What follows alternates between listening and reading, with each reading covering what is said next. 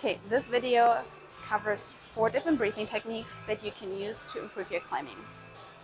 The first one is nasal breathing that you can use to improve the oxygenation of your blood because it increases the CO2 tolerance. And what this means, your body is going to be able to use the oxygen that you're inhaling for a lot longer. And I specifically recommend nasal breathing. I recommend everybody to do it as often as much as you can, but specifically for people who climb sport or trout or longer routes. You can also practice this on boulders when they're easy. I recognize that when they're not easy, it's not always doable, but try to breathe through your nose as much as possible, especially if you're on a rope, a power boulder, or a power endurance boulder, that's what I meant to say, or on a trout route. The second one I want to talk about is called a physiological sigh. This type of breath is really good for getting ready to send a heart problem, to putting your body both in this relaxed state, but also in a very mentally present, focused, and aware state. I like to use it just before I give anything a red point go. And I like to do this breath about 3 to 5 times because it takes a few iterations to really get into it. And I'm going to demonstrate this. Here's how you want to do the physiological sigh. You want to do 2 inhales without exhaling in between. Hold your breath and then do a long exhale.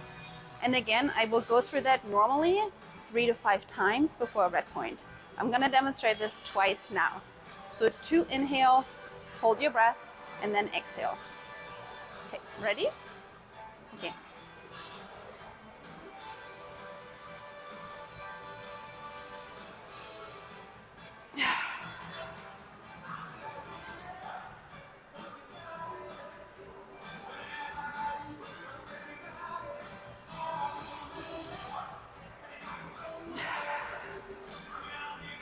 Even just doing this now, it just puts me in this really wonderful present state, but also remaining relaxed at the same time. And it's really, really magical. I really want you to try it. It's magical to realize that with the second inhale, without exhaling, you actually get so much more oxygen or so much more air into your lungs. So give it a try and let me know how it goes.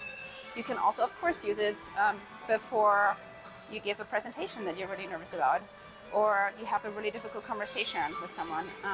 It's really a great breathing technique to use for other examples as well, not just climbing. The third one I want to talk about is called the power breath. And the power breath really is a forceful exhale that creates tension in our body. And you might know Adam Ondra, and he likes to scream a lot. You might hear people scream at the gym or outside when they try really hard. And really that screaming is actually the power breath. It's a forceful exhale. Some people use voice with that, and you don't have to use voice with that if you don't want to. It's just as effective. But for some people, it just helps them to really make sure they're maintaining or they're creating that tension. So I want you to even just try it standing up and put your hand on your belly and on your chest and try to forcefully exhale and see what happens to your core. I'm going to demonstrate this right now. Okay. That's what I like to do. I'm going to do this again. I hope you can see how my core really tenses up when I do this. And the way you can use this on the wall is when you try to do very tensiony moves, you dead point, and you try to coordinate your tension with your movement. I find that a lot of climbers have a hard time knowing when to activate their tension, so I just tell them to focus on that audible or forceful exhale, which automatically creates tension. So I'm going to show this to you on the wall. So what I want to do is I want to take a deep breath, and then I'm going to use the audible exhale really forcefully to create that tension. And then I maintain the tension. So that was number 3. And number 4 is the type of breathing that you can use. You can actually use it at the beginning of a training session too, but especially at the end of a training session before you go to sleep, or really any time during the day that you want to relax. This type of breathing is called deep belly breathing. I like to use the 4-7-8 method. It doesn't really matter what the numbers are so much, but what you want to make sure is that you hold your breath and that your exhale is longer than your inhale. And this is really great for stimulating the sympathetic nervous system and to activate recovery and just relax your body. So again, I like to use a 4-7-8 breath, but you can use other type of counts as well. I'm going to demonstrate this to you right now.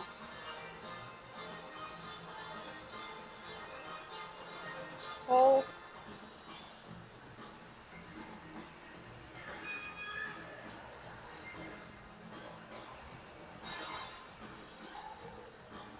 And what you want to do is a really long exhale. And what I like to do is that when I think I'm done exhaling, I try to exhale for 2 more counts to really empty my lungs, because that allows my lungs to fill themselves with even more oxygen in the next round. Give it a try. Let me know how it goes.